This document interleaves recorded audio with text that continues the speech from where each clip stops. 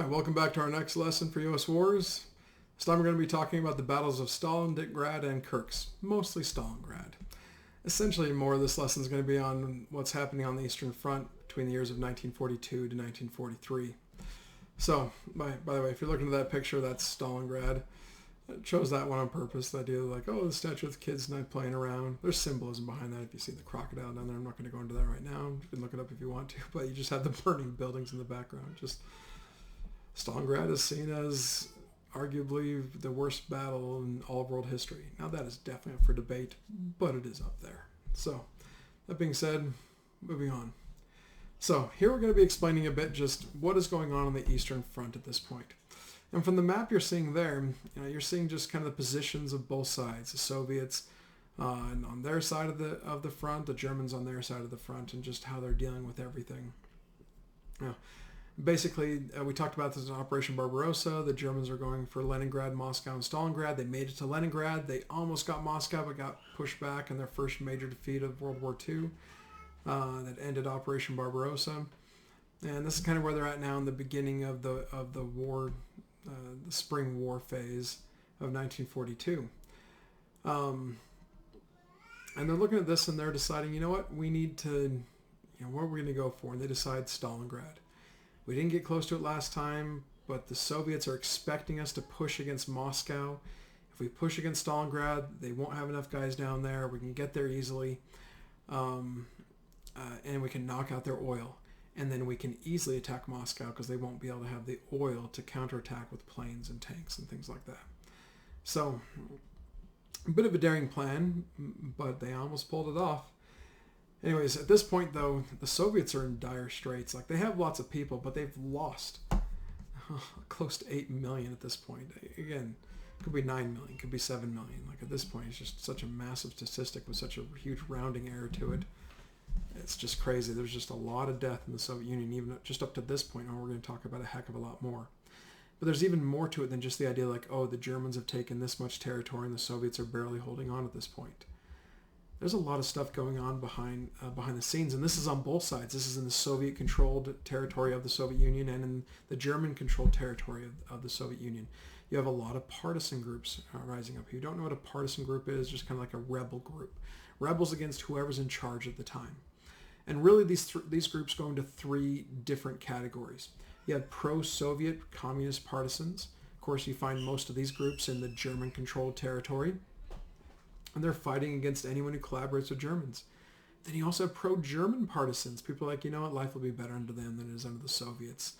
You get a lot of the minorities, like the Ukrainians and Belarusians, that actually join in on this.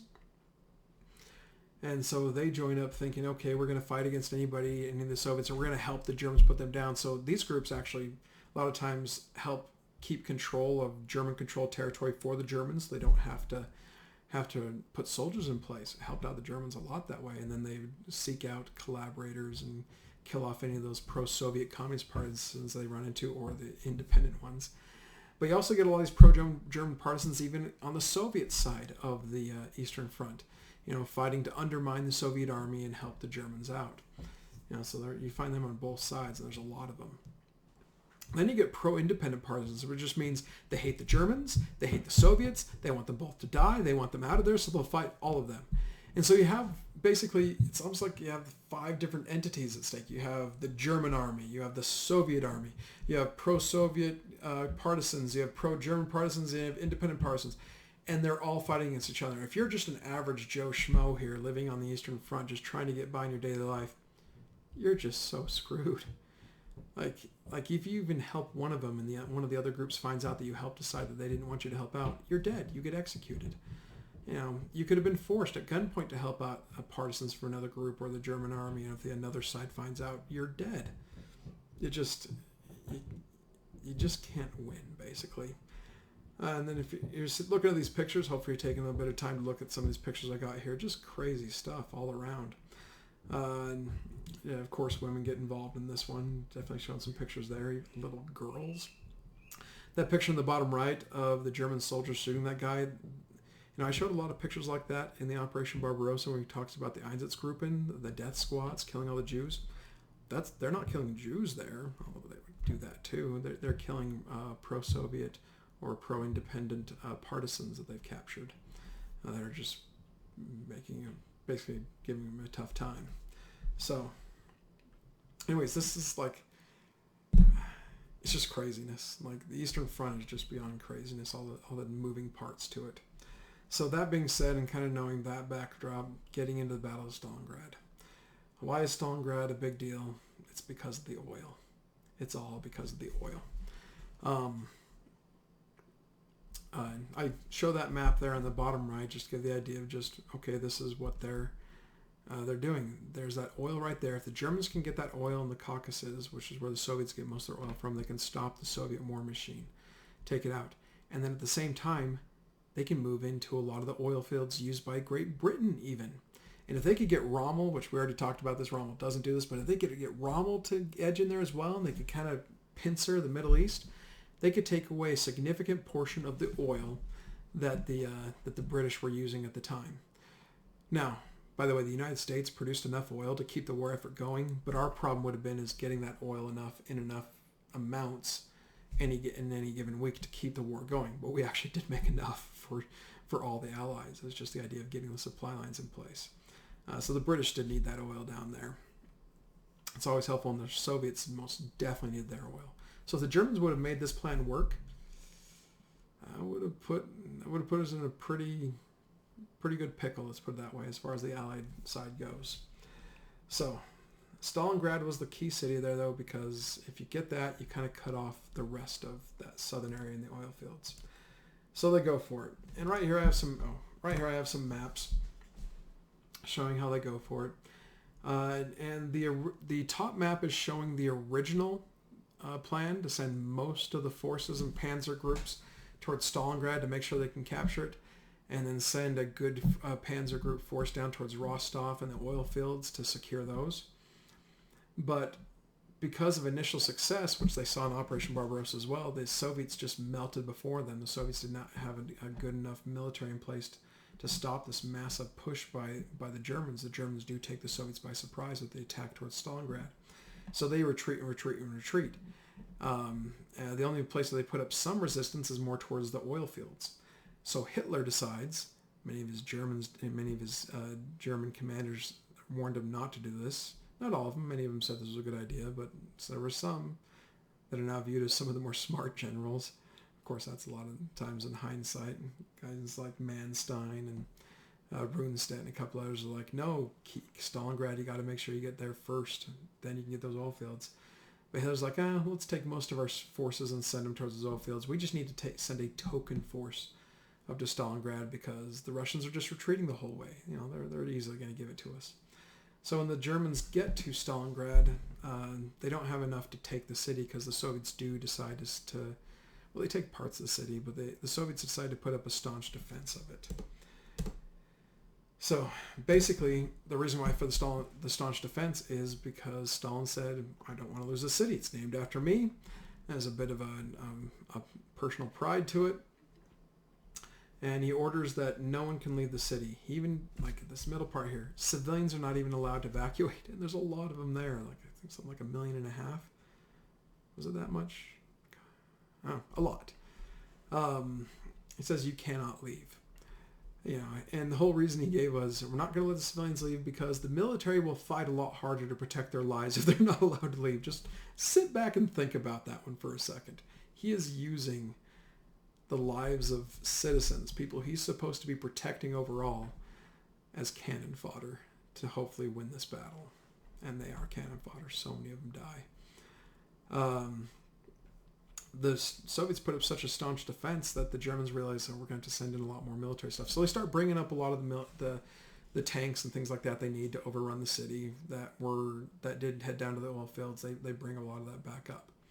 But during that time it takes for them to get back up there, the Soviets are reinforcing the city more and more each day. So the Germans decided, let's just bomb the city out. Let's make this place not even worth keeping. So that picture you see in the bottom left is just off of a German bomber where they're just bombing the city to smithereens. For instance, here's a picture of Stalingrad as the Germans are just getting to it.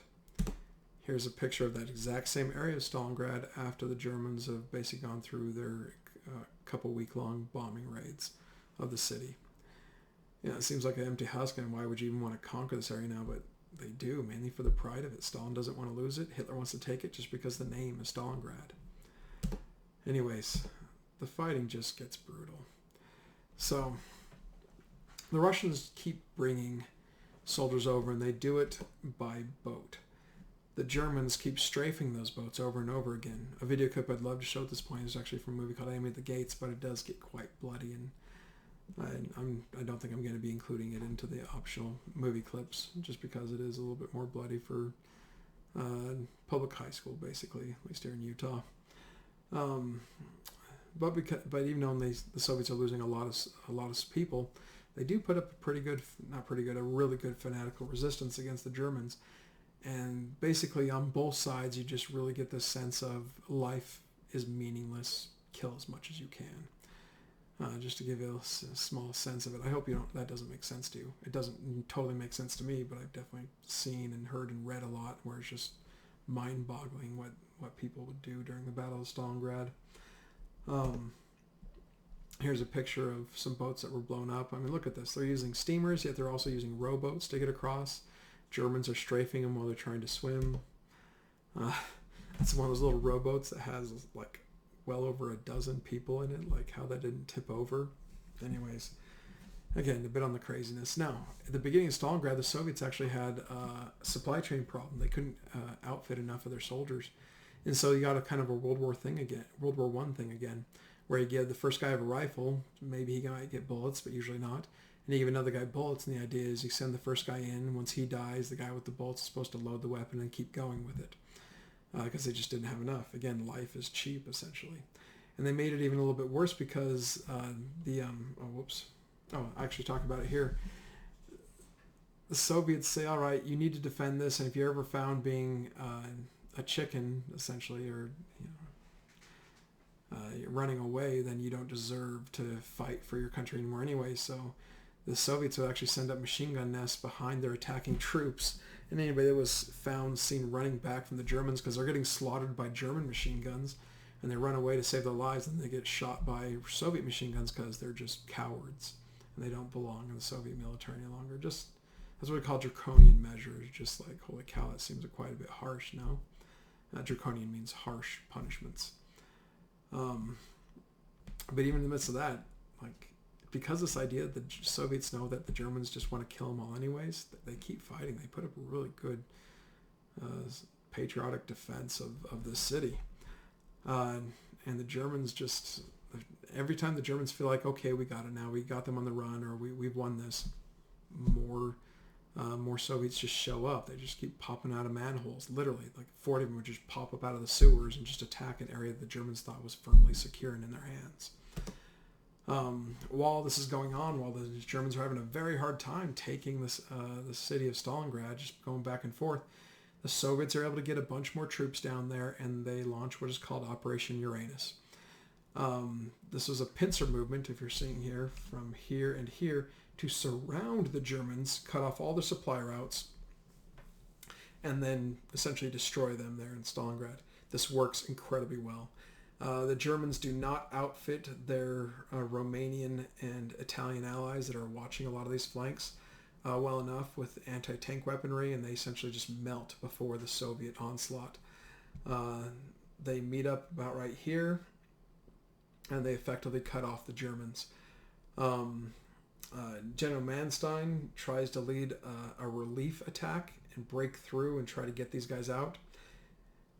Although he is able to make some good headway, he is eventually turned back and is pretty much sure, and everybody here knows that they're trapped. So you either try to break out yourself, or not. The guy in charge of it is a guy named Von Paulus. I think I talk about him right here. And he asked for permission. Can I please get my guys out of here?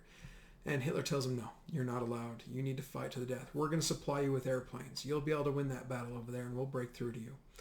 We'll supply you.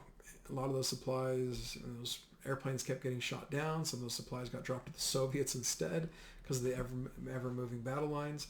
And slowly but surely, the box shrinks around the German Sixth Army. That's the name of the army that's trapped there in Stalingrad. And von Paulus is like, please let me surrender, Hitler. Please, please let me surrender. And Hitler's like, no, you will fight to the last man. You will win this. Even though at this point it was hopeless. I'm covering the ground of months here, by the way. Just hundreds of thousands of people have died.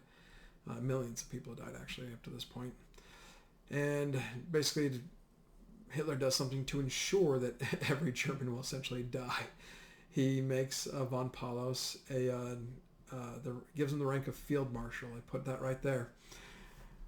The thing is in German military history, never in the history of the German peoples, ever since there's been the idea of a field marshal, has a field marshal ever surrendered. There's a sense of great pride to the Germans that one of the field marshals never ever surrendered, meaning they always won or they died in defeat. Essentially, they never surrendered. So Hitler was pretty much telling von Paulus, "You're a field marshal now. You can't surrender. You're not going to break that German tradition, are you?" Well, when he gets down to just 90,000 men from the near 1 million he started with, he's like, I'm done with this. I don't care if I'm going to be the first field marshal ever to surrender. He does anyways, and he surrenders with the 90,000.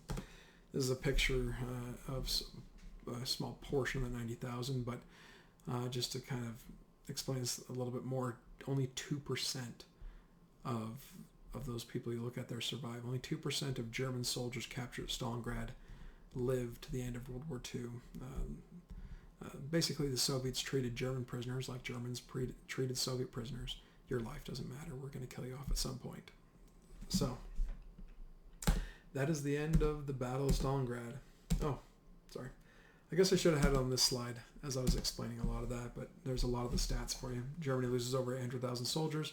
Soviet Union loses close to 1.2 million soldiers. 91,000 end up surrendering, and just more pictures of that.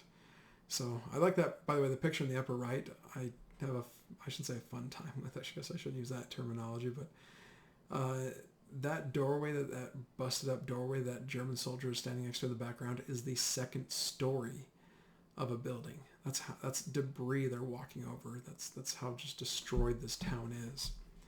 So now that leads us into the next battle. So the Battle of Stalingrad is just an epic failure for the Germans overall.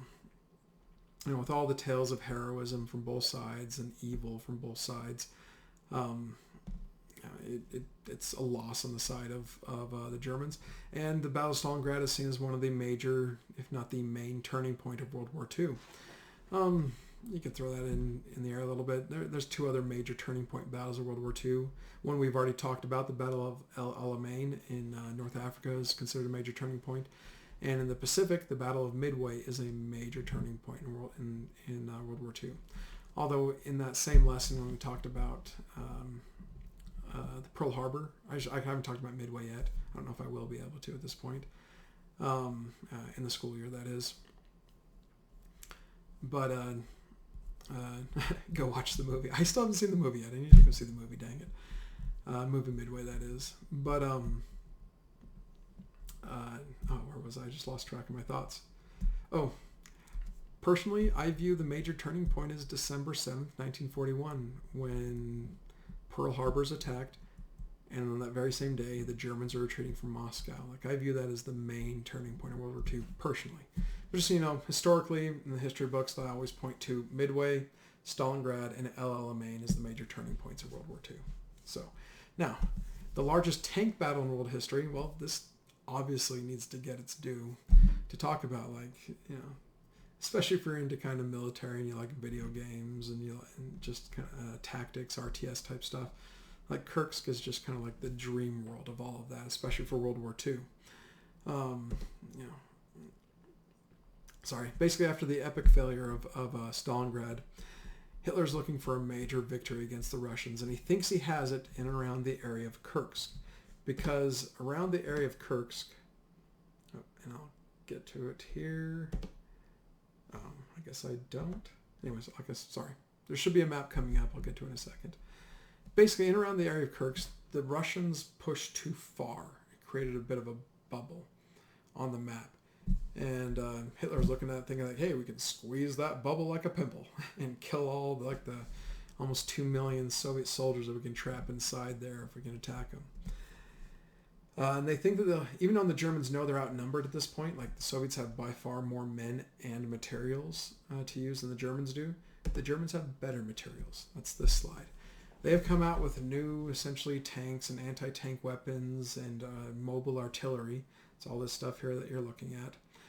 There's some of you out there I know that knows this better than I do, but essentially those are, the colored stuff is like, those are actual tanks today and like museum type stuff, and then you have pictures of them back from World War II. But these are new things that are supposed to turn the tide. Like, yeah, they might have 4 T-34 tanks, but just one of our Jagd Panther tanks can take those out and more if we needed to, with its big cannon and sloped armor. So that's the map I was thinking we're going to get to in a second. Basically, the Germans load up tons of tanks and men here and tons of tanks and men here, and the idea is they're going to push towards Kursk, and they're going to cut off all the Soviets right here and destroy them and turn the tide of the war into their favor again. Now, there's a lot of arguing among military historians if even if the Germans would have won this, would they have really turned the tide? Don't know. Because the Soviets still had a lot more than just what was there. Anyways, as far as numbers go, Germans are going to this with about 800,000 soldiers, 3,000 tanks, 2,100 airplanes. The Soviets, though, 1.3 million soldiers, 5,000 tanks, 2,800 airplanes. So these are active there. Or these are the ones that are engaged at this point, essentially, or into the battle. Both sides had more troops total, but these are the troops that were dedicated to this battle by each side. Now, the thing that basically made this a Soviet victory even before the battle started is the British had cracked the German code and knew exactly what their plans were, and they warned the Russians about it. So the Russians were able to make very good defensive preparations to repel this. Even though they still had a hard time doing so, they got the Germans did a great job breaking in, even though there was massive defensive fortifications in their way. That's the thing. Those defensive fortifications wouldn't have been there if the Soviets didn't know that they were coming. So, and the British are the ones that let them know about that. So these are just some pictures that go along with it, along with some stats. Basically, for every tank the Germans lost, Russians have 5 destroyed. For every German soldier killed, the Russians lose 4. So when you play the numbers game here, in the overall attack of this in the Battle of Kursk,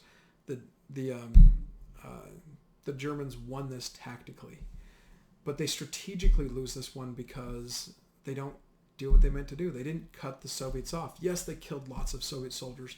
Yes, they destroyed so much of their materials, but in the end, it's like, if you look at that as a victory, it's a Pyrrhic victory, meaning it's a victory that really leads to your ultimate defeat because you lost too much of your own stuff in doing so.